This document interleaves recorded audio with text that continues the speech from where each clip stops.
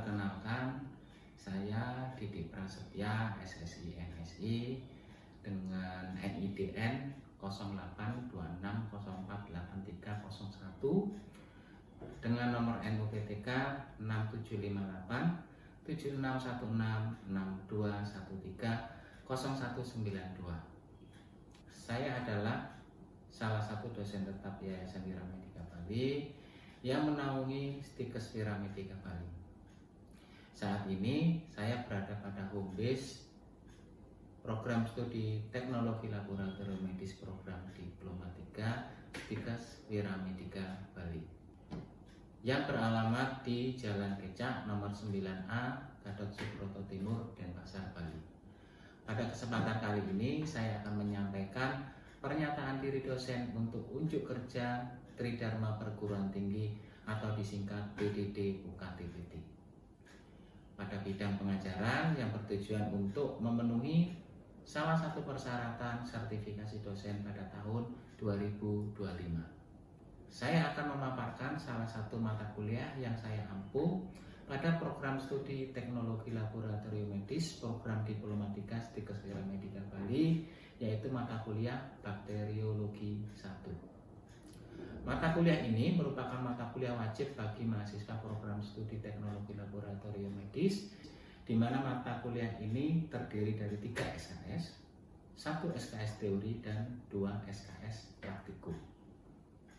Peserta didik dalam mengikuti mata kuliah ini diharapkan memiliki pengetahuan dan mampu memahami mengenai struktur morfologi dan fisiologi bakteri. Peserta didik juga diharapkan memiliki keterampilan dalam melakukan pengamatan karakteristik mikroskopis dan mikroskopis bakteri patogen. Peserta didik diharapkan kembali juga terampil dalam melakukan teknik-teknik pewarnaan pada bakteri berdasarkan pewarnaan bakteri sederhana dan diferensial. Bahan kajian dalam mata kuliah ini terbagi menjadi 4 bagian. Yang pertama adalah penyebaran dan pengendalian bakteri. Yang kedua adalah struktur morfologi dan fisiologi bakteri. Yang ketiga biokan murni, dan yang terakhir adalah teknik pewarnaan bakteri. Pada sistem pembelajaran saya mengacu pada delivery, interaction, dan assessment. Dengan menggunakan metode ini, saya berharap bisa menciptakan pengalaman pelajaran efektif, interaktif, dan aplikatif, agar mahasiswa tidak hanya memperoleh pengetahuan, akan tetapi juga mempunyai keterampilan yang relevan pada bidang ilmu mikrobiologi, dalam hal ini adalah bakteri. Melalui pendekatan delivery atau penyampaian materi, saya menyampaikan secara runut dan terstruktur sehingga dapat diterima dengan baik oleh mahasiswa. Materi yang disampaikan mengacu pada capaian pembelajaran lulusan atau JPL yang terdiri dari aspek 1, sikap, yang kedua pengetahuan, ketiga keterampilan umum, dan yang terakhir adalah keterampilan khusus. Berikut adalah JPL yang terdiri dari sikap, pengetahuan, keterampilan umum, dan keterampilan khusus. Dari JPL tersebut diturunkan kembali menjadi 7 JPMK. Berikut adalah JPMK-nya. Dari 7 JPMK tersebut dikembangkan menjadi 16 kali pertemuan, di mana 16 kali pertemuan itu sudah termasuk UTS dan UAS. Berikut adalah referensi yang saya gunakan dalam mengajar pada mata kuliah bakteri 1. Selanjutnya, saya mengedepankan interaction dalam proses pembelajaran, yaitu dengan menerapkan sistem student center learning, di mana saya mendorong mahasiswa untuk aktif berpartisipasi dalam diskusi, latihan soal, terutama soal uji kompetensi, kemudian belajar mandiri dan melakukan inovasi sesuai kemampuan masing-masing. Interaksi ini sangat penting dalam memperkuat pemahaman masing-masing mahasiswa dan memberikan kesempatan pada mahasiswa untuk bertanya jika ada hal yang kurang jelas atau belum dimengerti oleh mahasiswa. Diskusi bisa dilakukan secara langsung, secara tatap muka pada ruang kelas. Kemudian, saya menilai kemampuan mahasiswa secara objektif dan saya juga menerapkan sistem asesmen sebagai berikut. Demikian pemaparan saya terkait UDD UKTPT di bidang pengajaran yang menerapkan sistem delivery, interaction, dan assessment dalam proses pembelajaran tersebut. Berikutnya mari kita lihat cuplikan proses pembelajaran saya di kelas. Terima kasih, saya akhiri. Assalamualaikum warahmatullahi wabarakatuh. Selamat pagi. Om Swastiastu. Om Swastiastu. Assalamualaikum warahmatullahi wabarakatuh. Sebelum mata kuliah ini kita mulai, mari kita berdoa menurut agama dan kepercayaan masing-masing. Berdoa dimulai. Berdoa selesai.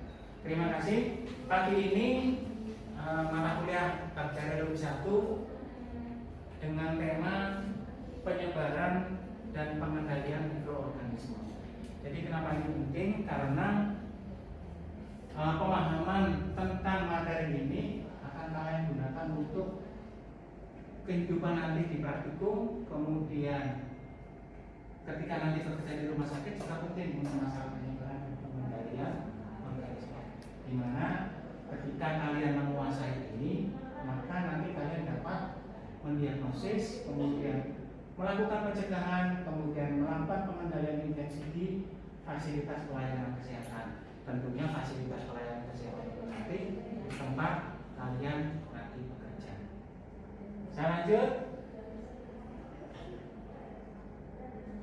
Untuk tujuan pembelajaran di sini ada memahami konsep dasar. Kemudian yang kedua adalah menganalisis faktor penyebaran, di mana faktor-faktor ini kalian dapat menganalisis, kemudian menerapkan pengetahuan, kemudian ada memahami metode pengendaliannya. Definisi dan konsep dasar penyebaran mikroorganisme. Jadi ini mikroorganisme adalah organisme yang berukuran sangat kecil, di mana tidak bisa dilihat oleh mata, hanya dapat dilihat oleh mikroskop. Kemudian dia tersebar di mana-mana. Tentunya misalkan yang menempel di meja kita tidak tahu, di gagang pintu kita tidak tahu, kemudian di handphone pun kita juga tidak tahu. Sebagai makhluk hidup, mikroba ini memiliki cara bertahan hidup dengan cara berkembang biak pada reservoir yang cocok. Reservoir itu tempat menempel yang cocok. Kemudian kalau dia sudah ketemu, dia bisa berpindah-pindah, tidak terkendali. Kalau kita tidak bisa mengendalikan cara penyebarannya.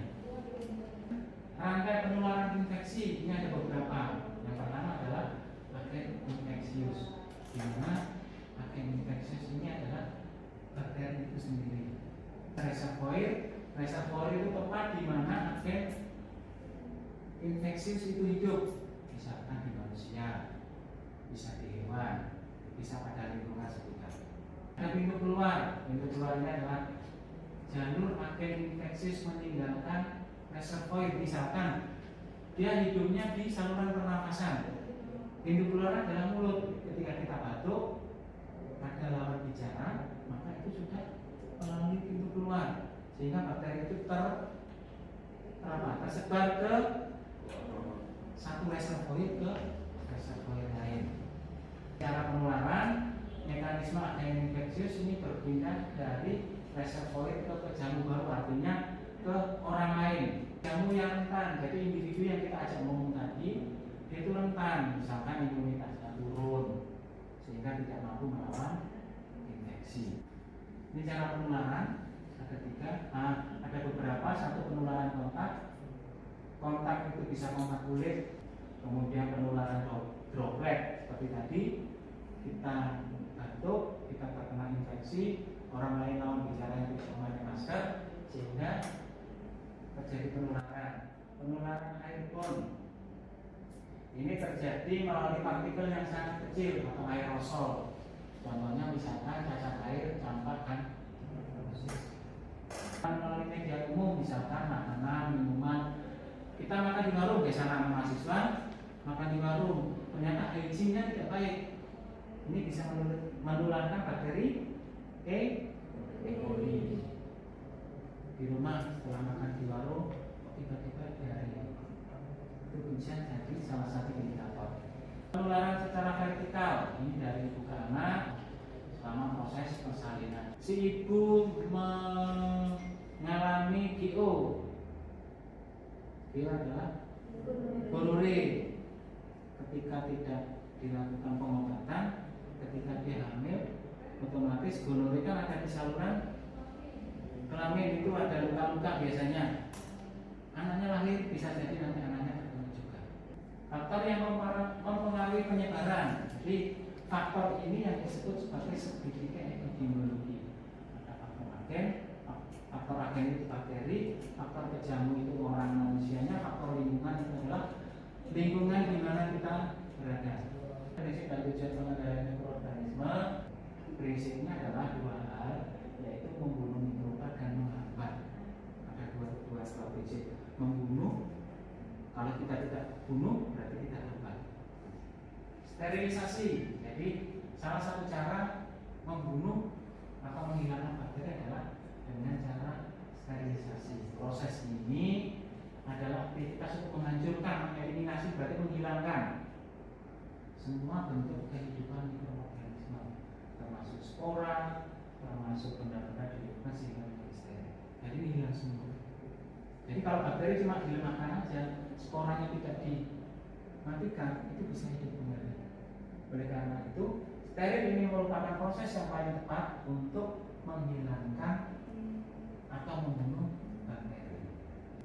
Nah, ini metode sterilan secara fisik. Ada kering dan panas, basah. Kalau kering itu menggunakan oven, kalau panas menggunakan autoclave. Ada steril fisik dan mekanik. Ya. Ada radiasi itu biasanya dengan sinar UV. Ini biasanya kita lakukan pada lamina airflow. Kita nyalakan sinar UV-nya, tapi kita keluar dari situ. Jangan sampai kita terkena radiasi dari sinar UV tersebut. Dan ada filtrasi atau mekanik. Jadi filtrasinya adalah dari kata filter. Filter berarti menyaring. Jadi dalam bentuk saringan ini yang sangat kecil sekali. Ini ditujukan atau difungsikan untuk sterilisasi bahan yang peka terhadap panas. Jadi cocok misalkan untuk enzim, vitamin sama antibiotik. Kalau ketiga bahan ini kita sterilkan pada autoclave atau oven, tentunya akan rusak enzim, vitamin, dan antibiotik. Karena filtrasi ini tidak melibatkan sama sekali pemanasan. Untuk steril kimia, ini steril gas atau cair, ada etilen oksida, ada H2O2, kemudian ada asam asetat. Aplikasi sterilisasi dalam bidang kita, bidang teknologi laboratorium medis. Satu, ada steril alat dan bahan. Ya, contohnya apa? Gelas ukur, kemudian cawan Petri, itu salah satu contohnya. Ada alat-alat yang harus dipijarkan atau dibakar. Contohnya adalah ose. Sebelum kita gunakan inokulasi, maka ose itu harus disterilisasi dengan cara membakar pada bunsen sampai membara. Persiapan media steril, jadi pembuatan media itu juga harus disterilisasi dengan suhu 121 derajat Celcius selama 15 menit. Kemudian ada desinfeksi. Desinfeksinya adalah proses pengurangan jumlah. Jadi berbeda dengan sterilisasi. Jadi tidak menghilangkan semua mikroorganisme, kemudian umumnya hanya bersifat membunuh sel vegetatif saja. Perbedaan antiseptik sama desinfektan. Antiseptik ini digunakan pada jaringan hidup. Kemudian desinfektan pada benda mati atau permukaan. Contohnya misalkan antiseptik itu kita gunakan pada saat kita mandi. Biasanya kita menggunakan sabun antiseptik. Kalau desinfektan biasanya kita gunakan untuk mengelap meja. Misalkan cairan alkohol, gitu. tingkat desinfeksi dan faktor efektivitas. Ada efektivitas desinfeksi tingkat rendah, menengah, sama tinggi. Di mana rendah ini adalah membunuh sebagian besar bakteri vegetatif, beberapa virus saja yang bisa dibunuh. Berbeda dengan desinfeksi tingkat tinggi. Ini cara kerjanya adalah membunuh semua bakteri vegetatif, mycobacteria dan virus, jadi semuanya dibunuh. Nah, ini adalah aplikasi desinfeksi pada bidang ATLM. Ada desinfeksi permukaan kerja. Jadi ketika praktikum nanti sebelum dan sesudah harus dilakukan ini. Atau bisa ketika nanti kalian bekerja di Biological Safety Cabinet atau BSC, ini harus kita permukaan dengan menggunakan bahan yang saya jelaskan di atas tadi. Kemudian desinfeksi lingkungan. Dari lingkungan itu misalkan lantai, ruang kerja itu disemprot dengan desinfektan secara rutin. Ini adalah antibiotika, definisi, prinsip, sama klasifikasi. Jadi antibiotika ini adalah senyawa yang dapat mencegah atau mengobati penyakit infeksi karena bakteri. Jadi biasanya antibiotika ini ada dua jenis. Ada yang dihasilkan dari mikroorganisme, ada yang dihasilkan dari kimia. Nah, prinsip penggunaan antibiotik yang baik ini adalah menggunakan antibiotik spektrum sempit, tepat indikasi, tepat dosis, tepat intervalnya atau lama pemberian. Ada resistensi antibiotik. Resistensi antibiotik adalah kondisi ketika antibiotik sudah tidak mampu lagi membunuh bakteri itu atau menghambat bakteri tersebut.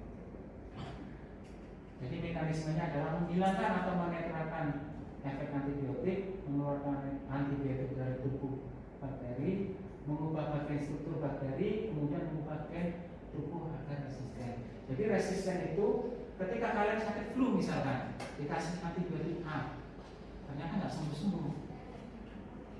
Kemudian diperiksa di laboratorium. Ternyata di dalam laboratorium itu digunakan pemeriksaan resistensi antibiotik. Jadi bakteri yang ada di tenggorokan itu diisolasikan, dicabang bakteri, kemudian di situ dipasang antibiotik macam-macam. Dari antibiotik misalkan dipasang antibiotik 9. Dari ke-9 ini ternyata ada 2 yang mampu menghambat. Jadi ini nanti yang akan digunakan untuk pengobatan.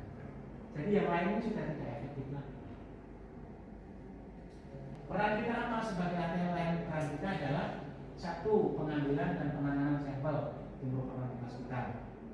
Kemudian yang kedua, analisis dan interpretasi hasil uji apakah antibiotik dari sterilisasi dan kita melakukan pemeriksaan, hasilnya kita sampaikan apa yang dibutuhkan. Baik, terima kasih guys. Kemudian pengendalian mutu, kita kendalikan mutu yang di situ, maka pemeriksaannya akurat. Kemudian ada penerapan protokol keselamatan laboratorium. Kita harus menggunakan APD yang lengkap. Jangan sampai kita sebagai pemeriksa kita melakukan infeksi sendiri. Nah, selesai.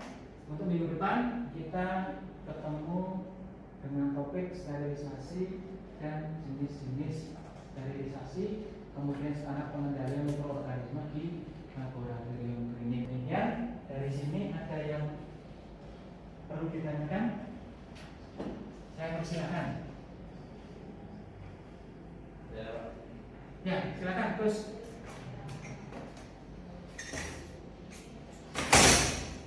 Saya mau bertanya, tadi Bapak kan sempat menjelaskan tentang sterilisasi dan desinfeksi.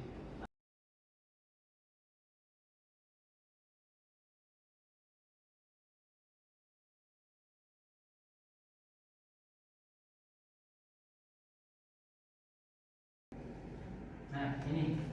Jadi sterilisasi ini adalah proses untuk menghancurkan, mengeliminasi dari suatu mikroorganisme atau kehidupan mikroorganisme di situ, termasuk spora, kemudian ada sel-sel dari bakteri itu. Jadi sterilisasi itu membunuh seluruhnya,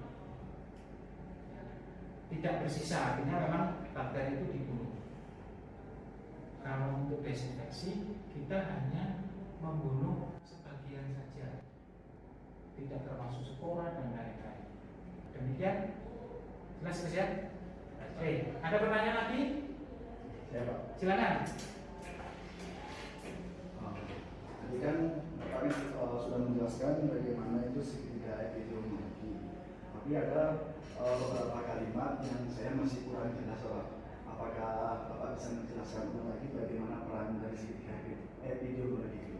Ya, terima kasih. Silakan duduk. Jadi ini saya kembali ke slide yang sebelumnya. Ada segitiga epidemiologi, di mana ketiga ini saling keterkaitan. Yang pertama adalah faktor agen.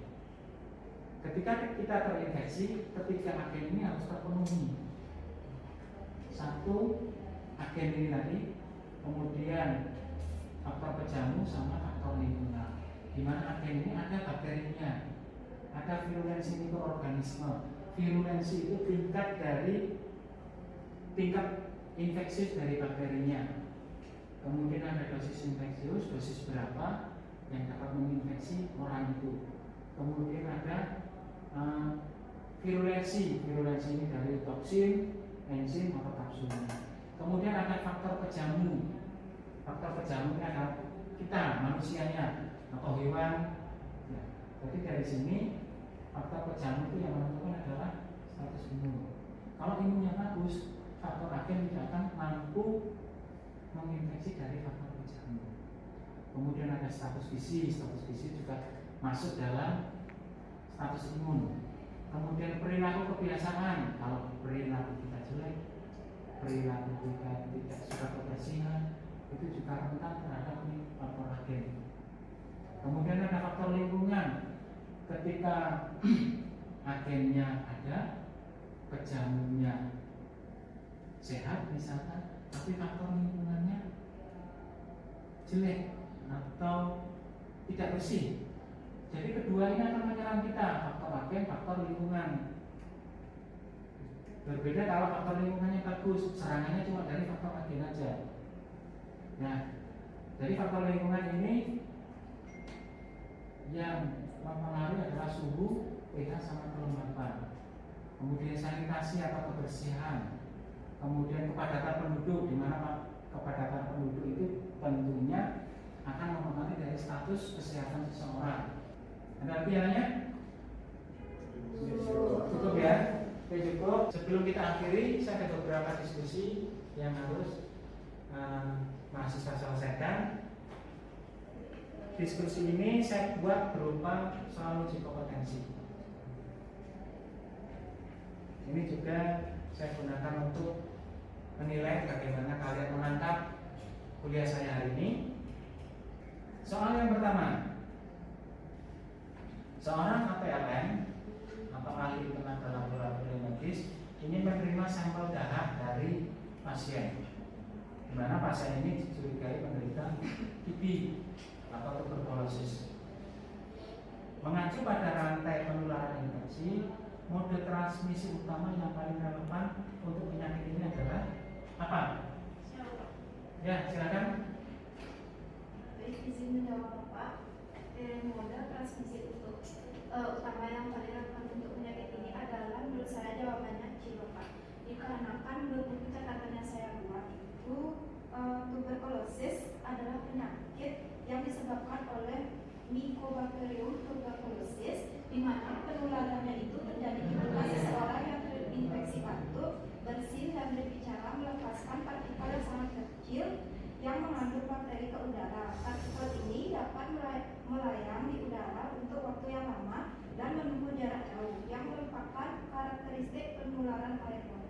Terima kasih Pak, itu jawaban dari saya. Ya, terima kasih. Jadi jawabannya adalah C, yaitu droplet. Soal yang kedua, seorang APLN akan menyiapkan media kultur. Ini mengandung vitamin, enzim, yang keduanya sangat sensitif terhadap panas. Jadi metode mana yang dipilih? Saya Bapak. Silakan. Boleh menjawab Bapak dari pertanyaan di atas? Jawabannya itu ya D, filtrasi. Alasan saya menjawab filtrasi yaitu karena pada saat penjelasan di depan saya dapat mencatat yaitu bahwa filtrasi adalah metode yang menggunakan bahan sensitif terhadap panas seperti larutan enzim, vitamin, dan antibiotik. Metode ini menggunakan saringan berpori sangat kecil yaitu 0,22 mikro untuk menahan mikroba, sementara cairan melewati saringan sehingga tidak menyebabkan panas yang dapat merusak komponen termolabil. Metode ini seperti autoclave, oven panas kering, pemijahan, dan perebusan melibatkan panas tinggi yang akan merusak vitamin dan enzim. Ya, terima kasih. Kemudian soal yang ketiga. Ini di laboratorium mikrobiologi.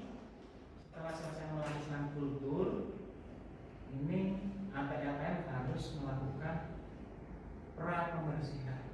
Jadi tujuan utama dari proses ini apa? Dari pilihan, silakan dijawab. Siapa? Ya, silakan. Baik, dari tujuan utama dari pra pembersihan ini adalah C. Untuk menghilangkan bahan organik yang dapat meminimalisasi desinfektan. Karena kehadiran bahan organik seperti darah, nanah, feses, dan sisa makanan dapat mengaktifasi beberapa desinfektan atau membentuk lapisan pelindung di sekitar mikroorganisme, sehingga mengurangi efektivitas desinfeksi. Oleh karena itu, pembersihan untuk menghilangkan residu kasar sangat penting sebelum aplikasi desinfektan agar desinfektan dapat bekerja secara optimal. Baik, terima kasih. Jadi jawabannya adalah C. C. Ya, ini soal sudah habis. Demikian yang bisa saya berikan untuk mata kuliah bakteri ini. Nanti kita ketemu dalam praktikum. Kita akan mempraktikkan apa yang saya jelaskan tentang desinfeksi sama sterilisasi. Saya akhiri. Selamat pagi. Om.